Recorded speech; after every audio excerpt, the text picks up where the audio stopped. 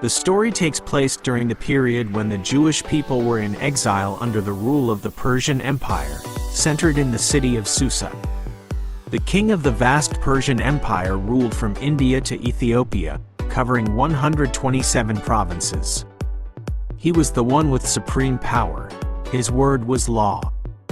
King Ahasuerus often acted on momentary emotions and was easily influenced and manipulated by his close officials, like Haman.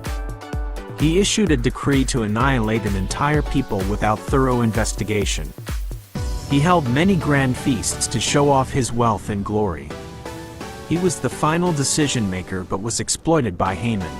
His sleepless night became a key factor in the reversal of the situation.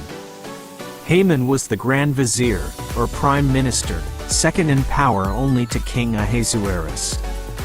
He was the son of Hamadatha, the Agagite. The need to be respected and bowed down to was the main motivation for his actions.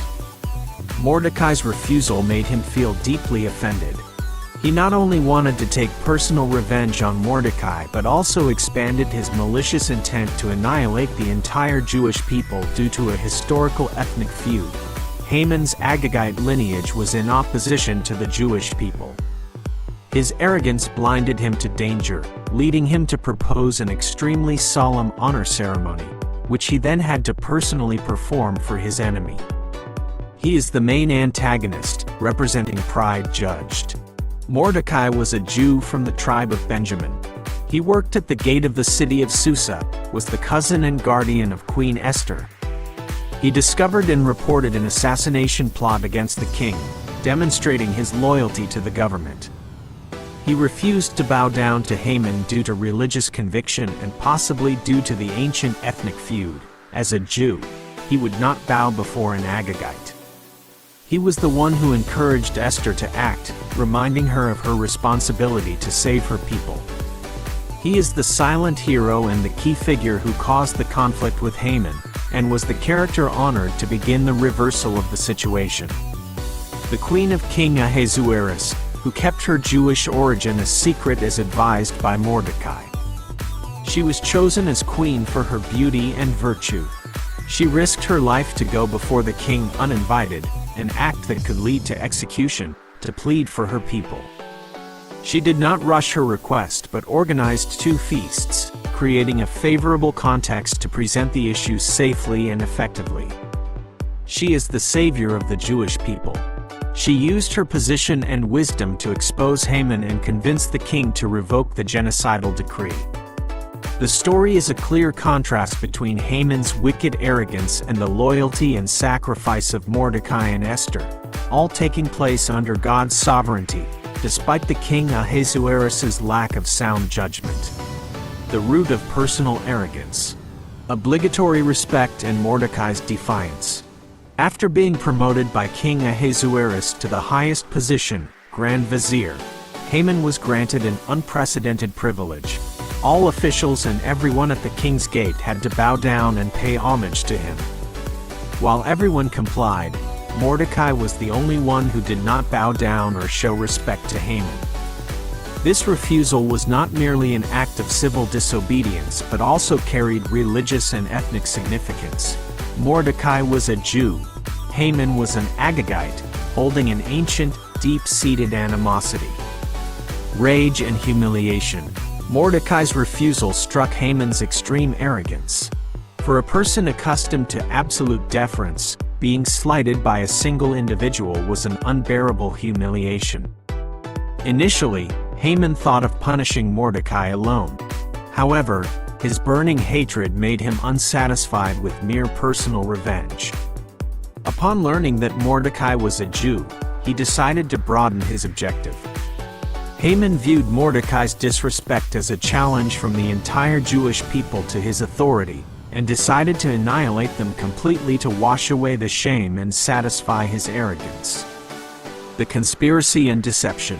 Haman calculated the date by casting lots, Purim, to find the best day for the annihilation plan. He decided on the 13th day of the month Adar. Haman presented his case to King Ahasuerus with a clever and malicious lie. There is a certain people scattered and dispersed among the peoples in all the provinces of your kingdom. Their laws are different from those of all other people, and they do not keep the king's laws. Therefore it is not profitable for the king to suffer them. To convince the king, Haman offered to deposit 10,000 talents of silver, an enormous sum, into the royal treasury to compensate for the loss from annihilating this people. King Ahasuerus, either due to his lack of understanding of the nature of the Jewish people, or because he trusted Haman too much and was enticed by the large sum of money, approved the plan. The king took off his signet ring and gave it to Haman, allowing him to seal the decree. This act granted Haman absolute power to execute his wicked intention. The decree was written and sent throughout all 127 provinces, ordering that on the designated day, all Jewish people, from old to young, women and children, must be killed, destroyed, and their possessions plundered. Even after obtaining the decree for the genocide of the entire people, Haman's personal hatred for Mordecai did not subside. He could not wait for the general day of extermination. Following the advice of his wife Zeresh and his friends, Haman immediately ordered the construction of a gallows, a wooden structure for hanging, of extraordinary height, 50 cubits, about 22.5 meters. The gallows was built so high to ensure that the humiliation and death of Mordecai would be clearly visible to everyone. Haman was completely confident in his plan, preparing to meet the king the next morning to request permission to execute Mordecai, completely unaware that this very arrogance would lead to his downfall. The king's sleepless night, the silent sovereignty. It was on the very night Haman was eagerly preparing to hang Mordecai that King Ahasuerus suddenly could not sleep. This was a seemingly random but decisive event, understood as the silent intervention of God to protect his people. To pass the time, instead of calling musicians or eunuchs, the king ordered someone to bring the book of memorable deeds, the Chronicles, to read to him. The reader stopped exactly at the story of Mordecai discovering and reporting the assassination plot against King Ahasuerus by the two eunuchs, Bigtana and Teresh, which had been planned earlier. The king asked, "What honor or dignity has been bestowed on Mordecai for this?" His servants replied, "Nothing has been done for him." The king, a person often lacking judgment but still valuing honor and law, suddenly realized a great debt of honor to Mordecai that needed to be repaid immediately. Haman's extreme humiliation. Early that morning, Haman arrived in the outer court of the palace to ask the king for permission to hang Mordecai on the 50-cubit gallows he had prepared. King Ahasuerus immediately asked Haman, what should be done for the man whom the king delights to honor? Haman, in his extreme arrogance, thought the king was speaking of himself. He imagined the highest glory and proposed the most solemn honor ceremony. Clothe the man in the king's royal robes. Have him ride the horse the king usually rides. Have the king's highest-ranking official lead the horse through the city square and proclaim aloud, "Thus shall it be done to the man whom the king delights to honor." The king immediately commanded, "Make haste, take the robes and the horse, as you have suggested, and do this for Mordecai, the Jew, who is sitting at the king's gate. Do not let one detail fail of all that you have spoken." Haman, instead of hanging Mordecai, had to personally honor his sworn enemy according to the exact ceremony he had just designed for himself. This was an excruciating and terrifying blow of humiliation to his pride, foreshadowing his imminent downfall. After completing this shameful ceremony, Haman hurried home, lamenting to his wife and friends. They predicted his fate. "If Mordecai, before whom you have begun to fall, is of Jewish descent, you will not overcome him, but will surely fall before him." This prediction prepared the way for the final judgment that took place immediately afterward at Queen Esther's banquet. The final banquet, the second banquet. After Haman was humiliatingly forced to honor Mordecai, Queen Esther hosted the second banquet, to which she had invited King Ahasuerus and Haman. The arrangement of this banquet helped Esther create a private and most favorable environment to present her important petition. During the feast, the king asked Esther for the second time what she desired. Esther, with utmost courage, risked her life to plead, "If I have found favor in your sight, O king, and if it pleases the king, let my life be granted me as my petition, and my people as my request." Esther explained that her people had been sold to be killed, destroyed, and annihilated by a wicked decree. She emphasized that if they had only been sold as slaves, she would have remained silent, that this was a plan for genocide.